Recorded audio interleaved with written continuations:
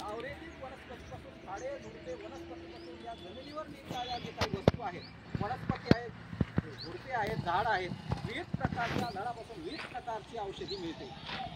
तर यामधून मी एक थोडक्याची कविता म्हणून दाखवतो. कोणता वेळ जास्त घेत नाही. तर कविता आहे निसर्गावरची.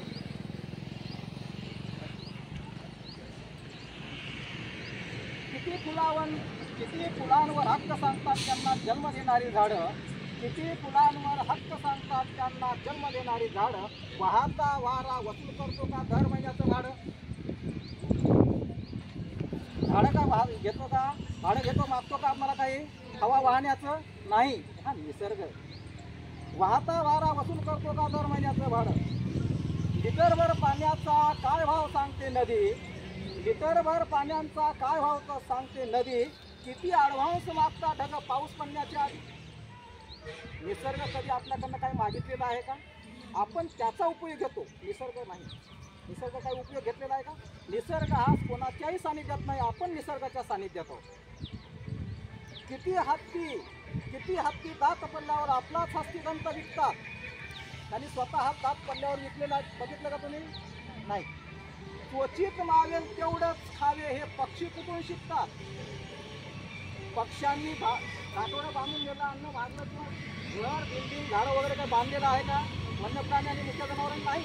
हे काही सगळी कमं आहे, ती आपली संपत्ती आहे, ती राष्ट्रीय संपत्ती, ती आपली संपत्ती आहे. प्राणी मित्र पक्षी हे आपले मित्र आहेत, त्यांच्यावर दया करा. ते सुद्धा आपल्याला ओळखून असतात, त्यांनी ते सुद्धा आपल्याजवळ येतात.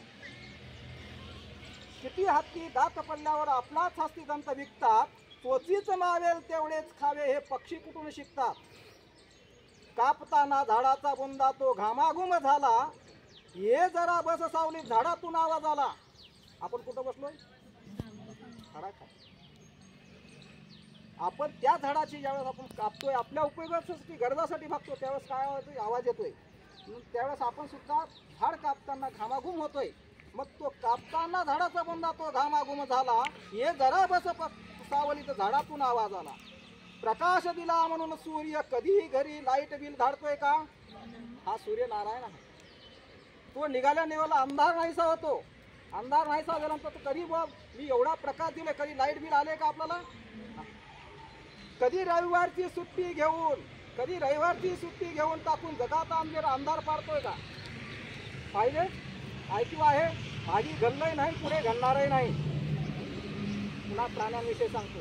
हलका वाघ भारी वाघ, हलका वाघ भारी वाघ, हलका कोला भारी कोला, उच्च वर्णीय लांडगा दुसरा लांडगा, अशी त्यांच्यातही असतात का नाती? त्यांच्यातही नाती आहेत. प्राण्यामध्ये गरीब श्रीमंत आहे का? नाही. प्राण्यांमध्ये गरिबी श्रीमंती, प्राण्यामध्ये असं आहे काय? नाही, हे आपल्या जवळच आहे सगळं काही. आणि एक बी उगवायची किती चार्ज करते माती? ही माती आहे, निसर्गानं देऊन निघाल्यानंतर होते. आपल्याकडनं काय चार्ज करावं लागते का? नाही, ती स्वतः चार्ज होते. चार्ज झाल्यानंतर बी लावल्यानंतर ती स्वतः बी उगवून करते. ते बिघवून एक बी टाकल्यानंतर 200 दाणे आपण निसर्ग देतोय, जमीन देतोय, त्याच्यावर आपली उपजीविका भागते. किती हरिणी स्त्रीलिंग म्हणून गर्भाचं अबॉर्शन करतात. मुख्य प्राणी मला मुलगी नकोय, कारण का तिला देण्यासाठी काहीतरी द्यावं लागतं, घ्यावं लागतं, अन्नाचं कन्यादान करावं लागतं. त्या गोष्टीचं आपण मुलगी नकोय म्हणून आपण गर्भ सुद्धा पाळल्या जातो. गर्भ नकोय, मुलीची हत्या अजिबात करू नका. प्रत्येकानं जिथं जागा दिसेल तिथं मोकळं जागा असेल त्या ठिकाणी झाड लावण्याचं करा आणि झाड जगवण्याचा प्रयत्न करा. किती हरणी स्त्रीलिंगी म्हणून गर्भाचं अबॉर्शन करतात. किती ससे शर्यत हरवी म्हणून गळफास घेऊन मरतात. सशानं कधी बघितलं का? हरवे म्हणून गळफास घेऊन मेलेलं. कारण का आपल्यावर कर्ज वगैरे झालंय, आपण आपल्या याच्यासाठी आपण आपली आत्महत्या संपवतोय, काहीतरी कारण दाखवतोय. गरजे कुठे आहे? आपण टेन्शन घेतोय. मुख्य प्राण्यांनी कधीही हत्या केलेली नाही. अहो, अनादी काळापासून हा निसर्ग आम्हाला शिकवतोय. कोण शिकवतोय? हा निसर्ग अनादी काळापासून कसं जगावं हे कृतीतून दाखवतोय. कारण का जमिनीवर झाड उगवून ते स्वतः वाढतंय ना. त्याला फक्त संवर्धन करायचं, संरक्षण करायचं, त्याची हत्या करायला त्याला सोडायचं नाही, कापायचं नाही. ते झाडाखाली आपण जातो, झाड आपल्याकडे येतोय का? नाही. आपण स्वतः झाडाकडे, कारण का सावलीची गरज आहे. झाड हे प्रत्यक्ष अप्रत्यक्ष दोन्ही गोष्टीचा फायदा देतोय. काही दिवसानंतर हेच इमारतीला लाकूड म्हणून आपण वापरतोय, सरपण म्हणून वापरतोय, पाणी गरम करण्यासाठी, अन्न खाण्यासाठी वापरतोय. शेवटी सुद्धा ते झाडच काम करतंय. शेवटच्या क्षणाला सुद्धा ते झाडच काम करतंय. त्याच्यावर पण अहो आम्हीच वेळे ओरबडून खातोय निसर्ग.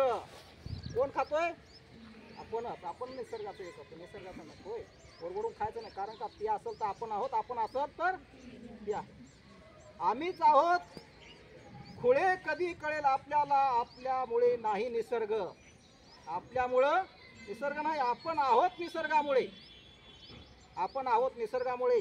वन आणि मन जपायला शिका, कारण ती आरोग्य रक्षक आहेत. धन्यवाद. आपण ऐकून घेतला.